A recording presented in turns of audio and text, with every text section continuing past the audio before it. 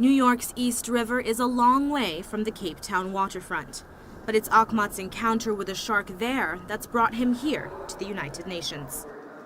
He's been named a global shark guardian by the UN Save Our Sharks coalition for his work advocating on behalf of the creatures despite his own terrifying ordeal. So there I am in the water and I'm trying to move away and the shark launches forward. And as it launches forward, it opens up its jaws and it unhinges those jaws. At this Manhattan lunch in his honor after he told his story, Achmat explained why he, of all people, has been lobbying UN countries to adopt shark protection measures. Who better to look after sharks and speak for sharks than a shark attack survivor? To kind of speak for those who cannot speak. And to be honest with you, before my shark encounter, I didn't know much about sharks, especially about their mortality rate and how they're becoming a dwindling population and how some species are threatened with extinction, and just to see that how important sharks are to our oceans.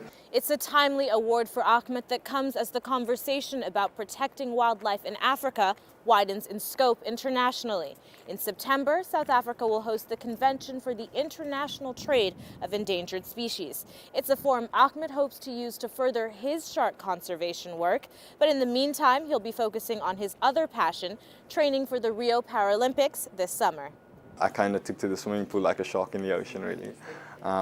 Breaking South African records, then all Africa records, and then world records. Achmat got into swimming after his shark encounter, which experts say are rare. And in fact, sharks are the ones that need protecting, not humans. With 100 million sharks being fished every year, it's just too many for them. They can't sustain that level of fishing. The number of encounters that humans have with sharks is so much lower than the dangers that actually sharks face. The UN Save Our Sharks coalition also says sharks can actually do their bit for the economies of the countries where they live. Research has shown that if you catch a shark and you kill it to get its fins, you may get $500.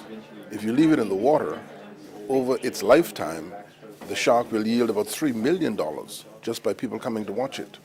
Achmat believes wholeheartedly that losing his leg to a shark was the best thing that ever happened to him, enabling him, in fact, to become the international athlete he'd always dreamed of being, but also to work towards saving the very creatures who changed his life.